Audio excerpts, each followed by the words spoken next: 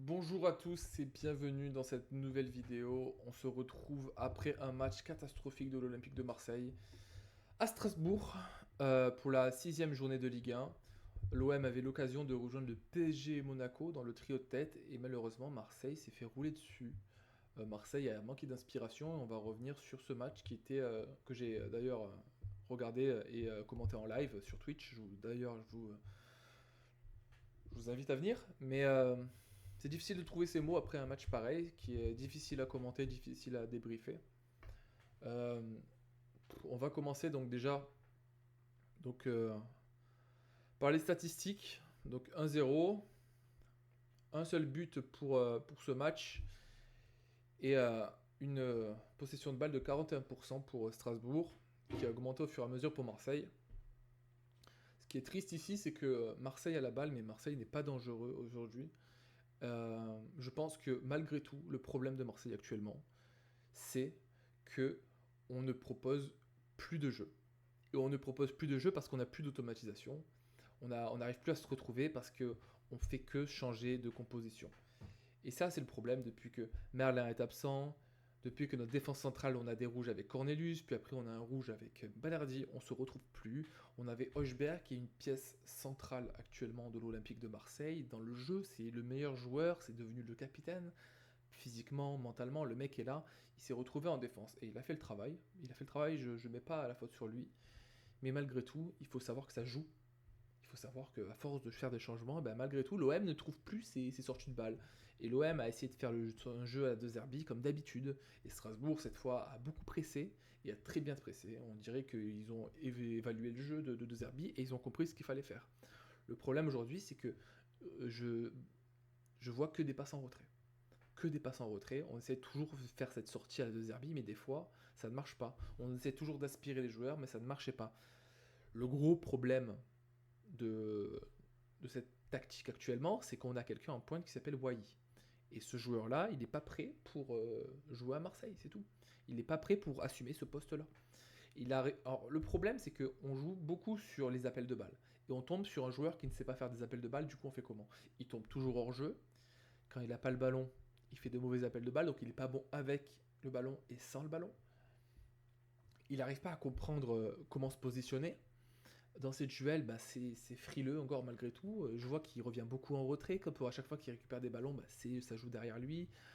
Je pense pas qu'il ait les épaules pour avoir la carrure de ce numéro 9, du moins dans cette composition de l'OM. Et du coup, c'est hyper triste parce que on a une première mi-temps contre Strasbourg. On se prend un but avant la mi-temps, à la 40e, sur une perte de balle, il me semble, de Wai, au milieu du terrain.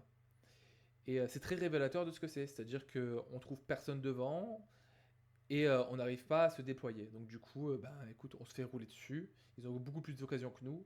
Au final, à la première mi-temps, les gars, on a fait qu'un seul tir cadré, hein. Je sais pas si vous vous rendez compte, c'est que des frappes de Greenwood. Et on peut pas compter sur le génie de Greenwood constamment. On peut pas compter sur le génie de Greenwood, on peut pas compter sur des buts de Rao à la 95e minute, de buts de fou. En fait, là, on était sur notre petit nuage contre Lyon. C'est fini. Il faut revenir aux bases. Il faut retrouver quelque chose de serein à Marseille. Et là, ça peut pas être de la folie à chaque fois. Wai, il a la confiance de De Zerbi, mais il va pas l'avoir longtemps. Parce que à la deuxième mi-temps, les gars, il s'est passé quoi? Il s'est passé qu'il y a eu beaucoup de changements, il y a eu l'arrivée aussi. Bah, Koné d'ailleurs est sorti sur blessure.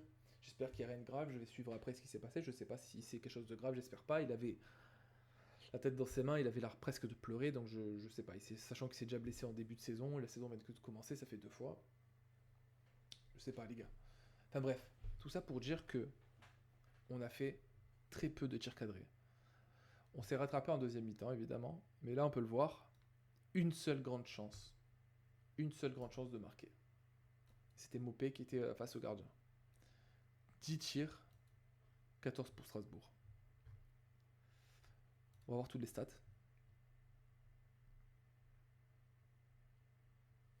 Donc Marseille réussit ses passes, il n'y a pas de souci, on fait beaucoup plus de passes qu'eux, mais on fait que des passes qui mènent nulle part. Passes en retrait. Je sais pas combien de fois Rulli a eu le ballon, mais il faudrait les compter, hein. Passe de Rulli. Rulli Hochberg, Hochberg, Rulli, Cornelius, Rulli. C'est bon au bout d'un moment.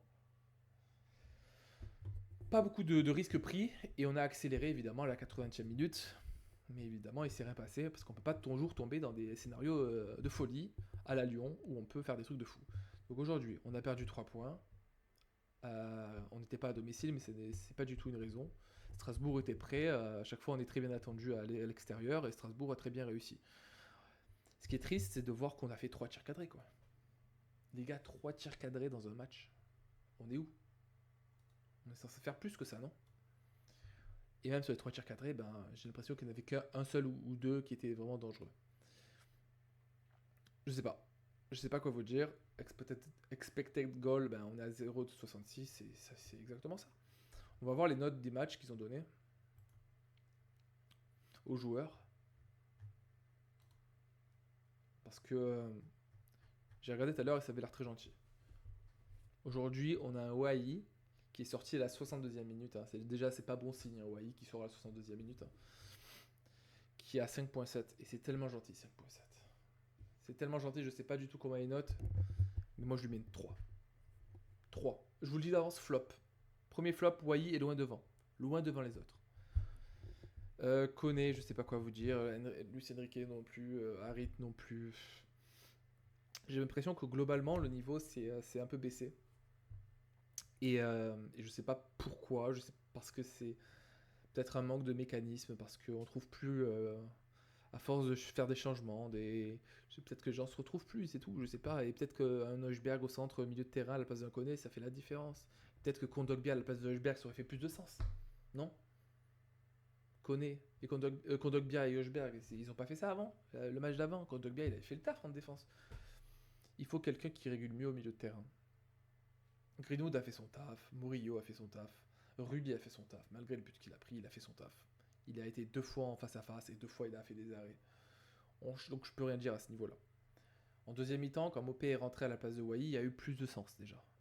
Adrien Rabiot, je sais pas trop s'il a bien réussi sa première, je pense pas. Hein. Il a fait d'ailleurs une très grosse faute qui était jaune-orangé. Mais bref.